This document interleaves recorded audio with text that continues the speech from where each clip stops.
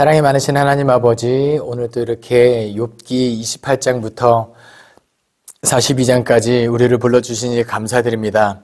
이 가운데 담긴 하나님의 지혜와 하나님의 뜻을 깨닫게 도와주시고 하나님의 뜻대로 하나님의 말씀대로 살아가는 겸손한 그리스도인 되게 하여 주시옵소서. 감사드리며 예수 그리스도 이름으로 기도합니다. 아멘. 혹시 욥기 1장부터 27장까지 강의를 듣지 못하고 지금 이 강의를 들으시는 분은 앞에 강의를 먼저 듣기를 추천해 드립니다. 근데 왜냐면 욥기가 1장부터 27장까지 욥이 왜 고난을 당했는지, 그 가운데 욥이 어떻게 온전함을 지켜왔는지, 그리고 욥과 그 세 친구들이 어떤 측면에서 변론을 했는지가 들어오면, 그것이 먼저 하나가 들어온 다음에 이 뒤에 28장부터를 통독하고 공부하면 좋을 것 같은데요. 모든 친구들이 다 3번씩 엘리바스와 빌닷은 3번씩 변론을 하거든요. 그런데 소발만 마지막에 2번째 변론하고 3번째 변론할 기회 없이 욥이 28장을 쭉 이야기합니다. 소발의 소자가 이제 적을 소자였던 것 같아요. 그래서 다른 사람보다 조금 변론을 하죠. 그래서 이 28장부터는 변론하고 아예 새로운 측면의 주제로 넘어간다고 보시면 돼요. 어떤 측면이냐? 이제 욥이 지혜를 이야기합니다. 28, 29, 30, 31장까지 욥의 독백인데요. 28장에서 지혜를 이야기합니다. 그러니까 욥기가 하나님의 의로움이 무엇이냐, 하나님의 공의가 어떻게 굽을 수 있느냐, 하나님이 다 하나님의 지혜를 우리가 다 알 수 없다라는 것을 계속 이야기했잖아요. 그리고 나서 딱 던지는 거. 그러면 무엇이 지혜냐? 이것에 대해서 28장에 함축적으로 이야기합니다. 제가 입시 준비를 할 때 제일 어려웠던 책 중에 하나가 욥기인데요. 시험 문제 이런 게 나왔어요. 또 사람에게 말씀하셨도다. 보라, 주를 경외함이 지혜요, 악을 떠남이 명철이니라. 다음 중 어디 책에 기록되어 있을까요? 1번 잠언, 2번 전도서, 3번 욥기, 4번 시편.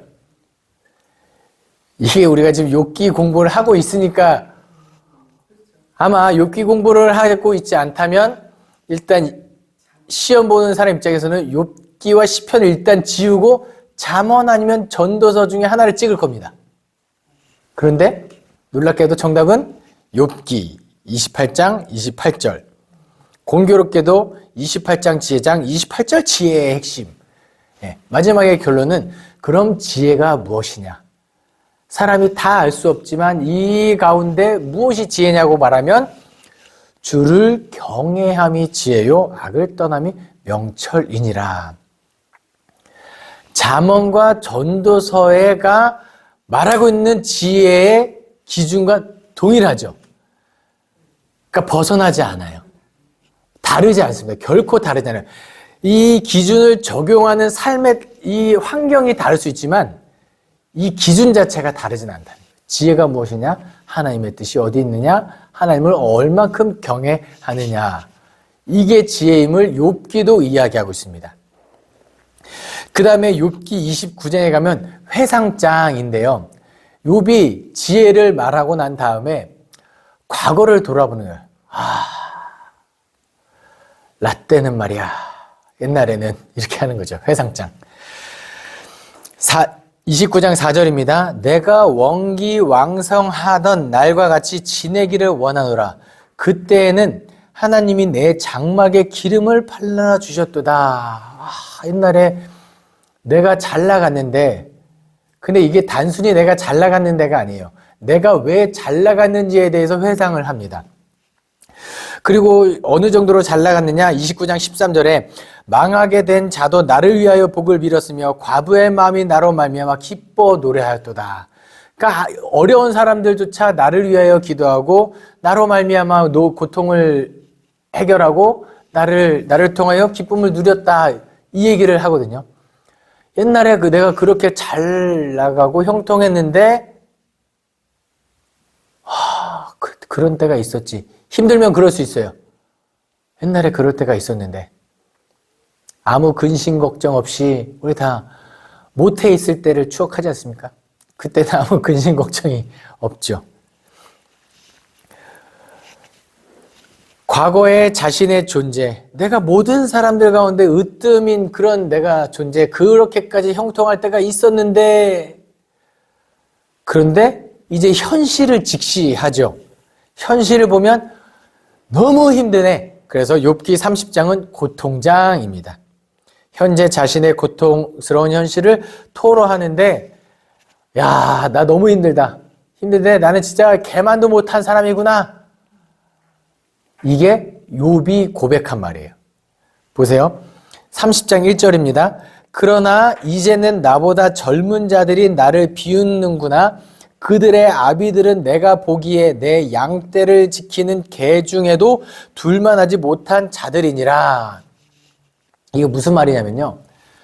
욥이 옛날에 지혜자이고 형통할 때는 사람들이 생각하는 지혜로운 자, 지혜, 더 높은 지혜자들 중에 그 지혜자들조차 욥이 권면하고 깨닫게 해주는 존재였는데, 이제는 이 지혜로운 이 노인들 뿐만 아니라 젊은 자, 더 어린 자들, 그 사리분별 못하는 자들까지 나를 비웃는구나. 그런데 이 비웃는 사람이 어떤 자들이에요? 누군가의 아들이겠죠. 그런데 그 누군가의 아들인데 그 아비는 예전에 내 양떼를 지키는 개보다도 못한 사람들의 아들이 지금 나를 비웃는다는 거예요. 그만큼 내가 저 세월까지 힘든 지경까지 내가 처해 있구나. 와, 나는 너무 힘들구나. 30장 2절에 그들의 기력이 쇠잔하였으니 그들의 손의 힘이 내게 무슨 소용이 있으랴 하면서 내가 더 이상 너무 고통스러운 이 상황을 이야기합니다. 과거를 회상하고 고통을 토로하면은 어떤 마음이 들죠? 계속 이 회상을 내가 이렇게 고통스러운 걸 계속 이게 고통을 계속 주목하면 주의할 점이 있어요. 원망으로 빠질 수 있는데 이거 조심해야 돼요. 어쨌든 욥의 감정의 흐름을 잘 보세요. 고통스러운 것을 이게 하면은 31장에 결백장으로 갑니다. 뭐냐면 내가 왜 이렇게 돼야만 합니까? 이렇게 이야기를 하죠. 근데 놀라운 것은 뭐예요? 욥이 결백을 이야기할 때 세상 사람들, 친구들에게 하는 것이 아니라 누구한테 가서 이야기한다고요? 하나님 앞에서. 이것을 우리는 토로라고 이야기합니다. 불손한 언어 좋아요. 그 격양된 감정 좋습니다. 이 모든 것을 다 가지고 하나님 앞으로 나아가는 거예요. 예. 그래서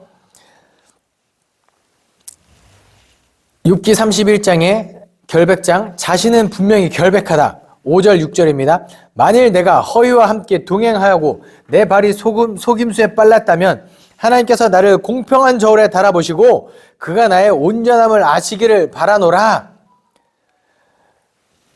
하나님, 내가 언제 그랬습니까?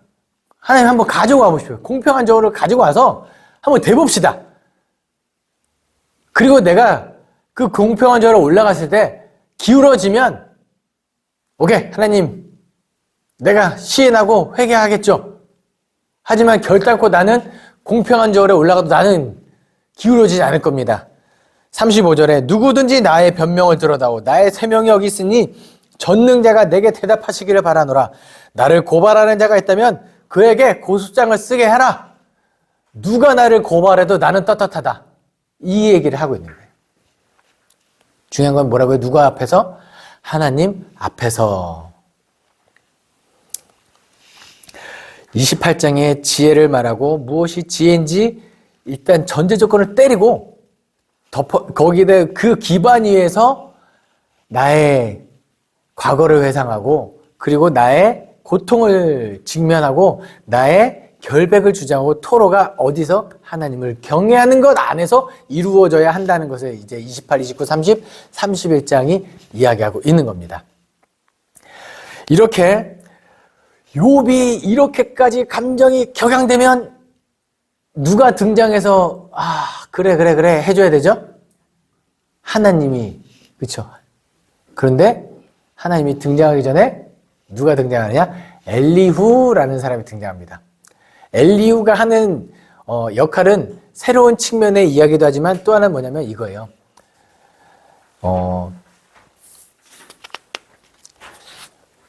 너무 내가 감정적으로 격양돼 있을 때, 야, 너 그러면 안 돼. 이렇게 누가 얘기한다고 가정해 보겠습니다. 그럼 어떻게 반응하죠? 안 되긴 뭐가 안 돼! 이 얘기가 오거든요. 그래서 한번 감정, 한번 하나님 등장 이전에, 이렇게 한번, 이렇게, 그걸 뭐라고 표현해야 될까요? 네. 이것을 위해서 엘리후가 등장합니다. 그런데 그동안에 계속 하나님은 의로우신 분이다. 하나님 앞에서 사람이 의로울 수 없다. 그 다음에 하나님의 공의는 굽을 수 없다. 그리고 인간이 하나님의 지혜를 다 알 수 없다.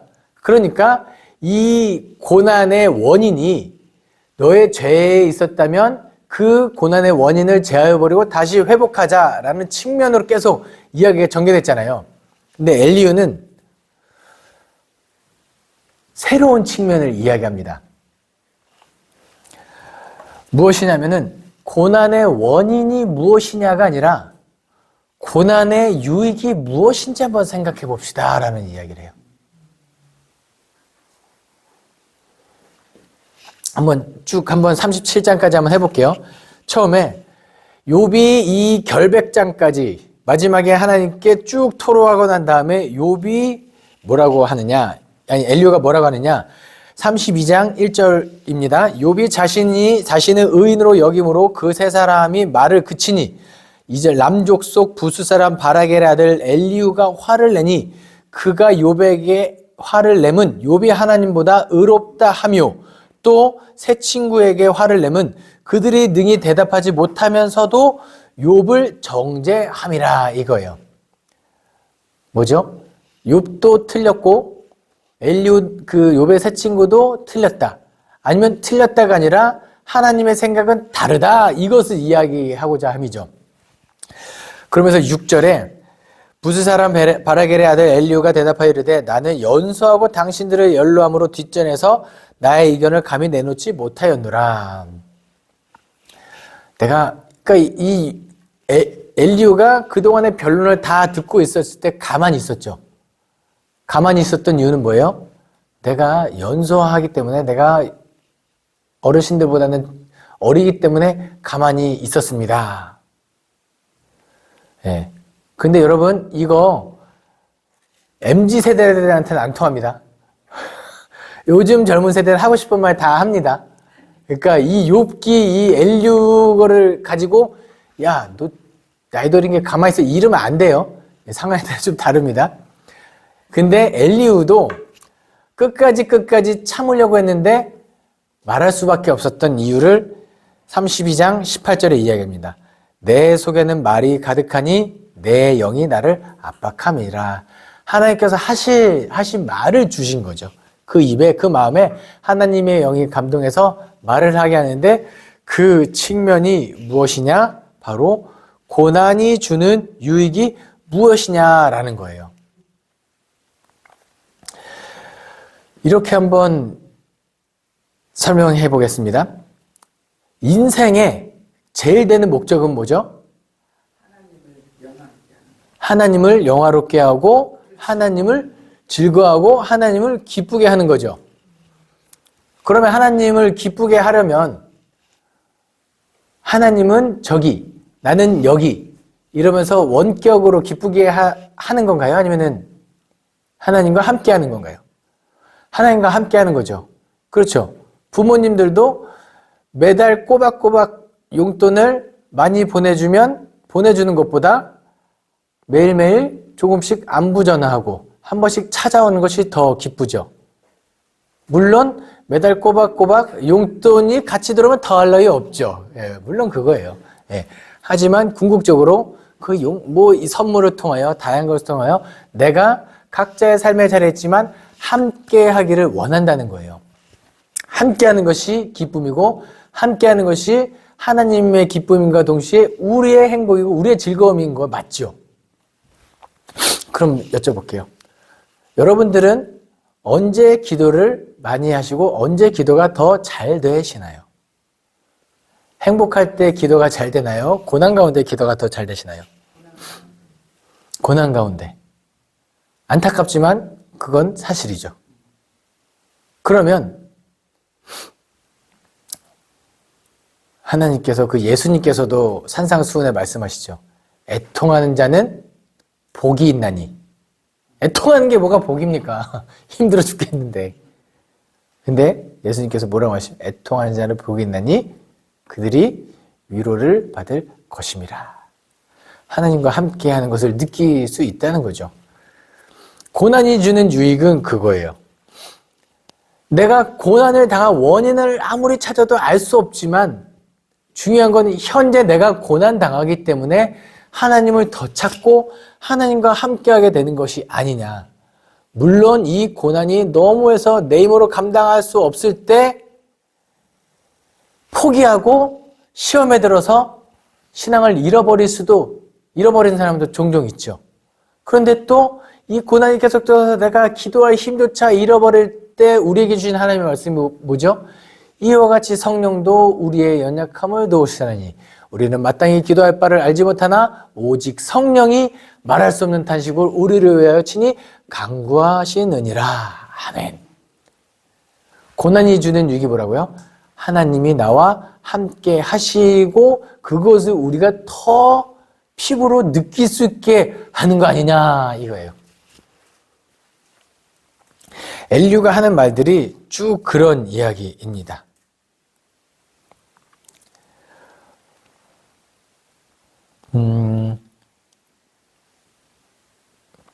33장 24절부터 26절입니다. 하나님이 그 사람을 불쌍히 여기사 그를 건져서 구덩이에 내려가지 않게 하라. 내가 내 속물을 얻었다 하시리라. 그런즉 그의 살이 청년보다 부드러워지며 젊음을 회복하리라. 그는 하나님께 기도함으로 하나님이 은혜를 베푸사 그로 말미암아 기뻐 외치며 하나님의 얼굴을 보게 하시고 사람에게 그의 공의를 회복시키시느니라. 이런 거예요. 예수님께서도 말씀하셨죠. 그리고 사도 바울도 했던 측면이 뭐냐면 죄가 클수록 은혜가 크다. 그쵸? 1,000만 원을 탕감받은 사람이 기쁠까요? 1억을 탕감받은 사람이 더 기쁠까요? 1억을 탕감받은 사람이 더 기쁘겠죠. 그러니까 더 고통에 처한 사람이 회복됐을 때 더 기쁘다. 고난의 유익을 이야기합니다. 그러면서 욥기 37장에서 한 번 더 결론을 냅니다. 37장 23, 24절인데요. 전능자를 우리가 찾을 수 없나니 그는 권능이 지극히 크사 정의나 무한한 공의를 굽히지 아니하시느니라. 그러므로 사람들은 그를 경외하고 그는 스스로 지혜롭다는 모든 자를 무시하시느니라. 그러니까 하나님은 어떤 분이신지를 이야기하고 우리는 하나님을 경외해야 한다. 그리고 누가 고통에 처한다고요? 스스로 지혜롭다 여기는 자들이 고통에 처하게 된다. 그러므로 늘 겸손하게 하나님을 경외하라. 결론을 내어줍니다. 이 정도까지 이야기할 때 엘리후가 그러면은 하나님인가 싶은 생각도 누군가는 가질 수 있거든요. 그런데 엘리후가 갖고 있는 한계성은 뭐냐면 욥도 잘못했고 친구들도 잘못했고 잘 생각해 보시오 막 이렇게 했을 때 엘리후가 갖고 있는 한계성은 뭐냐면 엘리후는 어디까지 내려가지 못했어요? 욥의 고난까지는 내려가지 못했어요. 그러니까 욥의 고난까지 처해서 욥을 온전히 공감하지 못했다라는 거. 그러니까 하나님이 될 수 없는 거예요. 그럼 사람 중에 그 욥의 고난까지 내려간 사람, 모든 사람의 인생의 고통을 다 공감해 줄 수 있는 분이 떠오르죠. 누구죠? 예수 그리스도. 그분은 하나님일 수 있는 거예요. 엘리야는 아닙니다. 그럼 엘리야까지 이렇게 딱 끝이 나면 이제 드디어 빠밤 하나님께서 등장하시죠. 드디어 이 치열한 사람과 사람들 사이의 변론 쭉 등장해서 하나님께서 나타나서 하시는 말씀이 무엇이느냐? 38장에 하나님께서 등장하십니다. 38장 1절 그때 여호와께서 폭풍우 가운데서 욥에게 말씀하여 이르시되. 이 폭풍우의 역할은 극적임을 드러내는 거예요. 뭐 다른 적인 없습니다. 하나님께서 나타나실 때 폭풍우를 반드시 동반한다 그런 건 아니에요. 이제 하나님께서 나타나시는 극적인 것을 나타내면서 무엇을 말하느냐? 결론부터 말씀드리면 하나님이 인간에게 알게 하시는 것, 사람들은 하나님의 뜻을 다 알 수 없다가 결론입니다. 욥과 친구들, 엘리후를 포함한 인류 모든 사람들. 38장 2절부터 4절입니다. 무지한 말로 생각을 어둡게 하는 자가 누구냐? 너는 대장부처럼 허리를 묶고 내가 내게 묻는 것을 대답할지니라. 내가 땅에 기초를 놓을 때 내가 어디 있었느냐? 내가 깨달아 알았거든 말할지니라. 이거예요. 세상을 창조할 때 너가 어디 있었느냐라고 이야기하죠. 놀라운 건 잠언에 세상을 창조할 때 뭐가 있었다고 이야기하냐? 지혜가 함께 했다고 이야기합니다. 그러니까 그때 지혜가 너희에겐 없기 때문에 이거 다 알 수 없다는 거예요. 삼라만상 모든 것을 인간이 다 알 수 없다. 그러면서 38장을 쭉 읽으면 창조의 질서에 관한 측면에서 너희가 다 알 수 있느냐? 이렇게 하나님께서 질문하면 모른다는 거예요. 그런데 이 하나님이 얼마나 인격적인 분이시냐면 그냥 곤장을 치시면서 야 모른다고 해. 너 몰라. 이렇게 할 수 있거든요. 근데 놀라운 것은 왜 우리가 모르는 존재인지를 쭉 설명해 주세요. 하나님은 너무 대단하신 게 인간의 입장이에요. 인간의 입장을 헤아리기 위하여 이 땅에 오신 분이 또 누구시죠? 예수 그리스도인 거예요. 보세요. 예수님 만약에 하나님이 말씀으로 세상을 창조하셨으니까 말씀으로 너의 죄를 사하노라 라고 하면 사람들은 하나님이니까 그런 소리 하시는 거 아닙니까? 이렇게 할 수 있어요. 내가 그동안에 얼마나 힘든데 지금 그 말 한마디로 이거 다 이룰 수 있는데 하나님께서 이 모든 인간의 고통을 공감하시고 하나님이 우리를 얼마나 사랑하는지 인간의 입장에서 헤아릴 수 있게끔 예수 그리스도를 보내주신 거예요. 이거 히브리서의 관점입니다. 어쨌든 하나님께서 창조의 섭리를 가지고 인간을 알 수 없다는 것을 이야기하세요. 그리고 39장에서 산 염소가 새끼 치는 때를 내가 아느냐? 암사슴이 새끼를 낳는 것을 내가 본 적이 있느냐? 그것이 몇 달 만에 만삭이 되는지를 아느냐? 그때를 낳을 때가 아느냐? 라고 이야기해요. 물론 지금은 이 초음파 검사를 통해서 알 수 있죠. 알 수 있어요. 그럼 이제는 우리가 하나님의 뜻 다 알 수 있다고 말할 수 있나요? 과학의 진보가 그건 또 아니라는 거예요. 적어도 이 당시까지만 해도 이 뱃속에서 사람이 어떻게, 물론 해부해서 잔인한 방법을 저지르는 사람도 있을 수 있어요. 하지만 그것을 다 알 수 없다 이거죠. 네.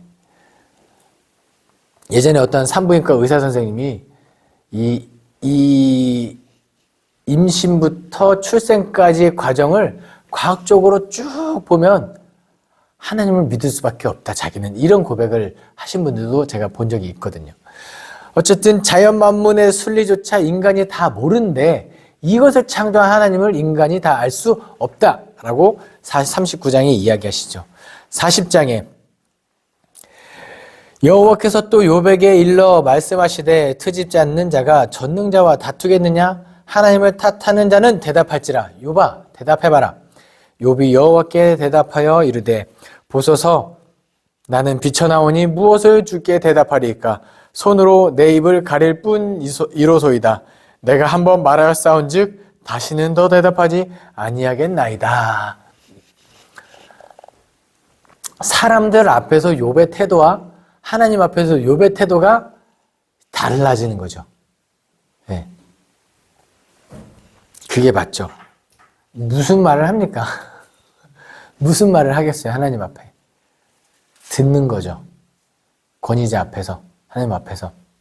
그게 유익이에요. 여러분 혹시 예전에 IMF가 찾아왔을 때 워렌 버핏인가요? 이 사람이 우리나라에 와가지고 자문을 해준 게 있어요. 진짜 어마어마한 돈을 쓰고 그 사람한테 1시간 상담받는데 어마어마한 돈을 지불한다고 저는 알고 있거든요. 그럼 그 사람하고 1시간을 만나서 이야기할 때 1시간 중에 나는 몇 분을 이야기하면 좋을까요? 질문한 사람이. 1시간 만나는 동안에 1억을 써야 된다면 50분 동안 질문한 사람이 있을까요? 없죠. 한 5초 정도 질문하고 59분, 55초를 듣는 게 1억 값을 하는 거죠. 하나님 앞에서 지금 내가 무슨 말씀을 하겠습니까? 이제는 내가 하나님의 말씀을 듣기만 하겠습니다. 하나님께서 쭉 말씀하시는 것을 대답하지 않겠습니다. 그러면서 하나님께서 다시 한번 쭉 이야기하시면서 어떤 측면에 결국은 너는 모른다라는 측면에서 계속 이야기해요. 리워야단이라든지 그런 용이라든지 이런 것이 나와요. 40장 6절부터 10절에 그때 여호와께서 폭풍우 가운데서 욥에게 일러 말씀하시되 너는 대장부처럼 허리를 묶고 내가 내게 묻겠으니 너는 내게 대답할지라. 내가 내 공의를 부인하려느냐 내 의를 세우려고 나를 악하다 하겠느냐 내가 하나님처럼 능력이 있느냐 하나님처럼 천둥 소리를 내겠느냐 너는 위엄과 존귀로 단장하며 영광과 영화를 입을지니라 하면서 쭉 하나님께서 이제는 질문이지만 들어라 라고 하셨던 말씀을 쭉 이야기 다 합니다. 이러면 사람이 정신을 이제 차려야죠.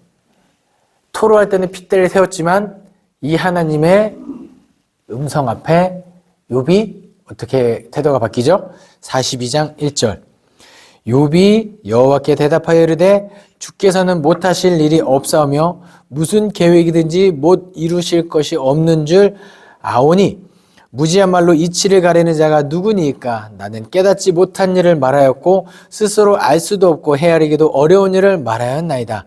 내가 말하겠사오니 주는 들으시고 내가 주께 묻사오니 주여 내게 알게 하옵소서. 내가 주께 대하여 귀로 듣기만 하였사오나 이제는 눈으로 주를 배웠나이다. 그러므로 내가 스스로 거두어드리고 티끌과 제 가운데서 회개하나이다. 이겁니다. 욥기 1장부터 41장까지 한 번도 욥이 스스로 뭘 안 했죠? 회개라는 말을 하지 않았습니다. 하지만 하나님의 앞에 섰을 때 자연스럽게 회개합니다 라고 이야기해요. 왜 회개를 하느냐? 이거를 생각하시면 됩니다. 베드로 앞에 예수님께서 처음 나타났을 때 예수님께서 뭐 딱히 말씀도 안 하셨어요. 근데 베드로가 예수님인 걸 알고 뭐라고 이야기하면 주여 나를 떠나소서 나는 죄인이로소이다. 욥이 그거거든요.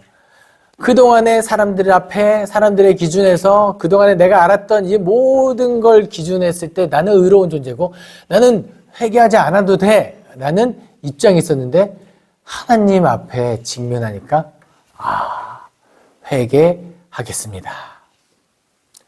그리고 그동안에 뭘 이야기하면 그동안에는 내가 귀로 하나님을 듣기만 하는 존재였구나. 그런데 눈을 뜨고 하나님 보니까 야, 더 대단하구나. 이제 욥의 입장에서 신앙의 수준이 이만큼, 들어보세요. 이만큼에서 이만큼까지 올라간 거예요. 귀로 듣기만 하는 신앙에서 눈으로 주를 배우는 신앙까지 갔어요. 그럼 묻겠습니다. 욥은 완전해졌나요? 여기서부터 다시 시작이에요. 모든 게 신앙에서 나의 지적인 영역, 신념적인 영역, 가치관의 영역이 다시 재정립돼서 여기서부터 다시 시작되는 거예요. 그러면 여기는 또 다시 어떻게 보면 귀로만 듣는 수준에서 시작해서 또 열심히 신앙생활하고 하다 보면은 야, 하나님을 내가 귀로 듣기만 하였사오나 이제는 내가 눈으로 주를 배우는 것 같이 깨닫게 되는군요. 해서 신앙이 성장하면 거기서 또 다시 시작돼서 욥기는 지금 그걸 이야기하는 거거든요. 결국 욥이 하나님 앞에서 회개하고 하나님의 뜻 앞에 온전히 회개함으로 그동안의 고난 가운데 온전함을 지켰고 회개로 말미암아 온전함을 방점에 찍었을 때 하나님께서 뒤에 다시금 모든 것을 회복시켜 주시죠. 그런데 회복시켜 주지 않으셨다면 욥이 이에게 주께 귀로 듣기만 해서 이제 눈으로 배움나이다 하고 다시 원망했을까요? 안 했을까요? 그건 모르겠습니다. 그건 모르는 거죠. 중요한 것은 안 했을 거라고 믿습니다. 왜냐하면 지금까지 그렇기 때문에 그리 아니하실지라도 나는 주께 대하여 범죄하지 않겠습니다라고 지켜왔던 그 신앙. 이 욥의 인내, 욥의 온전함을 배울 수 있는 저와 여러분 되기를 소망합니다. 마지막으로 하나만 말씀드리고 욥기 강의를 마칠 텐데요. 이 온전함을 지키기 위한 훈련을 언제 해야 될까요? 이 준비를 언제 해야 될까요? 바로 지금입니다. 예. 고난이 찾아왔을 때 아이쿠 지금부터 온전함을 지켜야지 안 된다는 거예요. 내가 어떤 일이 닥쳐도 온전함을 지키기 위하여 내가 하나님께 마음을 다짐하고 또 다짐해도 욥과 같은 사람도 하나님께 토로하거든요. 그러니까 지금 지켜가지 않으면 안 돼요. 운전하시다 보면은 그 자동차 뒤에